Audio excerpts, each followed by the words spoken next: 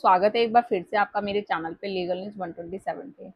दोस्तों आज की वीडियो में मैं बात करूंगी कि आप में से बहुत सारे लोग होते हैं कि मेंटेनेंस का केस चल रहा है, पत्नी ने मेंटेनेंस कर दिया है, इतना मेंटेनेंस कि हम दे नहीं सकते, या फिर ऑलरेडी झूठा केस चल रहा है और ऊपर से वो पैसे मांग रही है, तो मैं क्यों दूं मेंटेनेंस।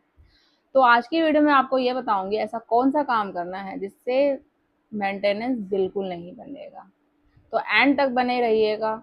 और चैनल पे नए जुड़े हैं तो चैनल को लाइक करिए, ज़्यादा लोगों तक शेयर करिए, सब्सक्राइब करना बिल्कुल मत भूलिए और साथ ही बेल आइकन दबाइए ताकि आपको टाइम टाइम से मेरी वीडियो की नोटिफिकेशन सबसे पहले मिलती रहे। और अगर आप फेसबुक इंस्टाग्राम पे भी है तो लीगल न्यूज़ 127 पेज को फॉलो करिए। वहाँ पे भी जितनी आप लेटेस्ट जजमेंट होती है और बाकी और भी बहुत सारे तरीके हैं जो मैं वहाँ पे भी शेयर करती रहती हूँ।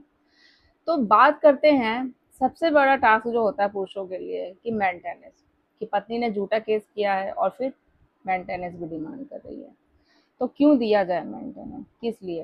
हाँ, अगर वो पत्नी, वो महिला सच में अगर पीड़ित हो रही है पति के द्वारा, ससुराल वालों के द्वारा वो कर रही है, तो मेंटेनेंस तो देना बनता है लाजमी। फिर आप चाहे कोई भी बहाना बना ले, उसे नहीं बच सकते। बट जब आप ही सही हैं तो देखो, मेंटेनेंस का मतलब ये नहीं है कानून ने बनाया मेंटेनेंस या एलिमनी। एक सिंपल सा इसका देखो मतलब है कि पैसा तो उसके लिए बनाया गया है जो पूरी तरीके से निर्भर सामने वाले अपने पार्टनर पर है। जो अब जो बेसिक नीड ज़रूरतें होती हैं वो नहीं कर पा रही है, अपनी ज़रूरतों को पूरा नहीं कर पा रही है, तो इसलिए बनाया गया। और ये मेंटेनेंस सिर्फ महिला के लिए नहीं, पुरुष के लिए, बच्चे, माँ बाप भी बच्चों पे मेंटेनेंस मांग सकते हैं। हर एक उस इंसान के लिए जो सक्षम नहीं है, अपने जीवन को अच्छे से नहीं कर सकता कंटिन्यू। तो फिलहाल जो भी आज की डेट में ट्रेंड बन रहा है कि महिलाएं वो समझती है जो झूठा केसेस कर रही है पति पे ससुराल वालों की, भाई हमारे लिए मेंटेनेंस बनाया गया है, तो झूठा केसेस किया, 498 DV8 साथ में मेंटेनेंस का केस, ये 3 केस तो लगने ही लगने हैं। ठीक है। तो क्या है मतलब ऐसी जो ट्रिक, क्या लीगल तरीका है। वैसे तो मैं फिलहाल डेली आप लोगों को अपडेट करती रहती हूँ कि क्या क्या तरीके हैं, किस तरीके से आप बच सकते हैं। तो एक सबसे पहले आपको पता है जब भी मेंटेनेंस का केस होता है तो इनकम एफिडेविट है जो फाइल होता है। इनकम एफिडेविट दिया जाता है, पत्नी देती है।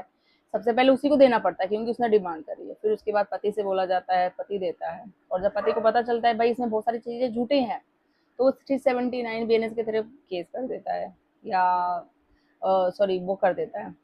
तो ये सिर्फ करने से ये नहीं होगा कि मेंटेनेंस रुक जाएगा। उसके अलावा भी आपको क्या ऐसी टेक्निक है, तरीके हैं जो करने पड़ेंगे, जो एंड तक आपको फाइट करना पड़ेगा, क्योंकि आपको पता है पैसे बड़ी मेहनत से कमाए जाते हैं और उस इंसान को दे दिए जाए जो ऑलरेडी आपको झूठे केसों में फंसा रहा है, आपकी फैमिली वालों को फंसा रहा है, आपको मेंटल क्रूरटी मानसिक दे रहा है, तो क्यों उसको दिया जाए। आपने मना तो किया नहीं है कि भाई मुझे, आप हमेशा बोल रहे हो कि भाई मुझे अपना घर बसाना है, पत्नी को वापस रखना है। ठीक है, बच्चे का फ्यूचर क्या होगा, माँ चली गई है या वो भी लेके चली गई है, तो इस तरीके से नहीं। जिस तरीके से इतने सालों से मैं उसकी केयर कर रहा था, उसकी इच्छाएं सारी ज़रूरतें पूरी कर रहा था, तो आगे भी करूँगा। मैंने कभी मना तो किया नहीं है, तो क्यों मेंटेनेंस जाके अलग से केस किया जाए तो दिया जाए। अब भाई जब पत्नी जब इल्ज़ाम लगा रही है कि मेरे साथ कुरूपता हुई है या मुझे टॉर्चर किया जाता है, मुझसे डाउरी डिमांड की जाती है, तो उसको साबित भी तो करना पड़ेगा ना। तो वो चीज़ करे, झूठा केसेस है तो वो चीज़ हो जाएगा। तो देखो, जब भी आप इनकम एफिडेविट पत्नी की तरफ से जब वो मेंटेनेंस केस कर रही है, इनकम एफिडेविट सबमिट करना पड़ेगा। तो आपको नहीं करना है जब तक पूरी ना हो। और बेस्ट है जो सबसे एक काम ज़रूर करना है, वो क्या, जिससे आपके मेंटेनेंस केस पे बहुत रिलीफ मिलेगा, आपको भी आसानी रहेगी कि आपका मेंटेनेंस केस जैसे आप करोगे ना तो वो रुकेगा ही रुकेगा, जब वो झूठा केसेस है तो। क्या करना है, जैसे आपने लगाया कि पत्नी अपनी जॉब छुपा रही है, ठीक है, कि वो जॉब करती है, बस वो इनकम एफिडेविट में नहीं लिख रही। और आपको, अगर आपने इनकम एफिडेविट देखा है तो उसमें क्लियर मेंशन नीचे लिखा रहता है कि जो भी इनकम एफिडेविट में सारी चीजें बातें लिख रहा है या कोई झूठ बोल रहा है, तो उनको इन सेक्शन के तहत अगर इन फ्यूचर पता चल जाता है कोर्ट को कि आपने बातें छुपाई है, कि जॉब छुपा रहे हो, सैलरी छुपा रहे हो, XYZ कोई भी, तो उसमें जो धाराएं मेंशन होती है उस धाराएं के अंतर्गत तो उसको सजा दी जाएगी। तो आपको पता है आपकी बीवी जॉब छुपा रही है, कि उसने वहां बोल दिया कि मैं जॉब नहीं कर रही, या सैलरी अपनी कम बता रही है, तो आपने एक एप्लीकेशन लगा दी। और एप्लीकेशन वो आप मैजिस्ट्रेट कोर्ट में भी लगा सकते हैं, ट्रायल कोर्ट में भी लगा सकते हैं। फॉर एग्जाम्पल, आपने पहले एक एप्लीकेशन लगाई कि जॉब छुपाने की, उसके बाद मैजिस्ट्रेट कोर्ट में लगाया, ट्रायल कोर्ट में भी कर दो, सेकेंड, आपको पता चला वो अकाउंट नंबर, अपनी जो बैंक की डिटेल्स है वो भी छुपा रही है। दूसरी लगा दो फिर आप एप्लीकेशन, मैजिस्ट्रेट कोर्ट में लगा दो, फिर उसके बाद ट्रायल कोर्ट में लगा दो, आगे ये हो गया। तीसरी बात और कुछ हुई कि भाई उसमें अपने डॉक्यूमेंट छुपा रही है या कोई एज छुपा रही है, या लाइक उसने जैसे कि डीवी के केस में और चीज बातें बोली कि भाई फॉर एग्जांपल कि मुझसे 30 लाख की डिमांड की जा रही है डावरी की, और वहाँ पुलिस में जब एफआईआर करी वहाँ पे वो 30 लाख बोल रही है, तो दोनों की स्टेटमेंट अलग हो गई। या 498 में भी अलग अलग चीजें बोल रही है। तो वो चीजें हैं, मतलब प्रॉपर है, उसने इनकम एफिडेविट में प्रॉपर डिटेल्स नहीं बता रही है। आपने फिर ऐसे तीसरी एप्लीकेशन लगा दी, किस तरीके से मेरी पत्नी ये चीजें छुपा रही है और वो डिनाई कर रही है। मोस्टली जो क्या होती है वो एन ए ही लिखेगी। जो भी पत्नी महिला इनकम एफिडेविट फाइल कर रही है मेंटेनेंस के लिए, तो वो एन नहीं लिखेगी, डिटेल हाइट छुपाएगी कि भाई मैं जॉब नहीं करती, या मेरी जॉब करती भी अगर एक्सेप्ट भी करती तो सैलरी मेरी कम है। और आपको पता है सैलरी उसकी इतनी नहीं, सच जो सैलरी बता रही है उससे सैलरी उसकी ज़्यादा है, मेरी सैलरी से भी ज़्यादा है। फिर भी उसको पैसे की क्या ज़रूरत है, मेरे से पैसे मांग रही है। मैं तो यार लाइक उसकी भी सैलरी जितनी है जितनी मेरी है, तो वो आराम से अपनी सैलरी अपनी लाइफ को मैनेज कर सकती है, फिर भी डिमांड कर रही है। तो इस तरीके से आपने 3-4 एप्लीकेशन अलग अलग करके लगा दी, लाइक मजिस्ट्रेट कोर्ट में लगा दी, ट्रायल कोर्ट में लगा दी। फिर आपको क्या करना है, इन सारे एप्लीकेशनों को लेके आपको हाई कोर्ट में अप्लाई करना है कि ये सारी चीज़ें आपने एप्लीकेशन लगाई है कि मैंने लगा रखी है, पत्नी ने ये सारी चीज़ें झूठ बोली है, सैलरी छुपाई है या जॉब छुपाई है या अपने डॉक्यूमेंट छुपाए हैं, सारी चीज़ें। तो पहले यही डिसाइड हो जाए, मेंटेनेंस तो बात की बात है।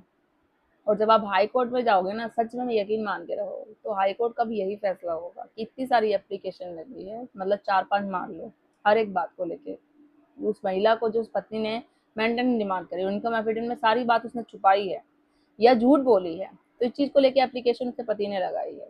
ठीक है, तो पहले तो यही क्लियर होगा, इस एप्लीकेशन ही डिसाइड करेंगे कि क्या सच है क्या रियलिटी है। मेंटेनेंस तो बात की बात है, मेंटेनेंस बाद में देखेंगे कि मेंटेनेंस मिलना है या नहीं मिलना। तो ये बेस्ट फॉर्मूला है आपको, ये नहीं कि आपने एक 379 में एक एप्लीकेशन दे दी, भाई मेरी पत्नी ने ये झूठ बोला है, वो ये चीज छुपा रही है, बस उसके बाद आप चुपचाप बैठ गए। तो कोर्ट भी क्या करेगा, अरे चलो ठीक है इसको बाद में देखेंगे, एक काम करो पहले तुम मेंटेनेंस डिसाइड करो, उसको बाद में देख लेंगे। ऐसे भी मैंने एक ऐसे जजमेंट भी आया था, शायद मैंने अभी बनाया भी था और जजमेंट भी शेयर किया है। तो सेम चीजें बात है, बट वो पति हार नहीं माना, हाई कोर्ट गया, सुप्रीम कोर्ट गया, और उसकी जीत हुई सच में, मेंटेनेंस 0 हुआ। तो वो चीजें हैं, आपको करना है, एंड तक फाइट करनी है। बहुत सारे ऐसे तरीके होते हैं कि जो मेंटेनेंस देने से आप बचो। पत्नी बोलती है कि बस मुझे चाहिए, वो आपको देखना नहीं चाहती, आपसे बात नहीं करना चाहती, घर नहीं बसाना चाहती, बट पैसे आपके चाहिए। भाई क्यों, जब इतना ही बुरा है तो पैसे क्यों बुरे नहीं है, पैसे अच्छे हैं, पैसे चाहिए।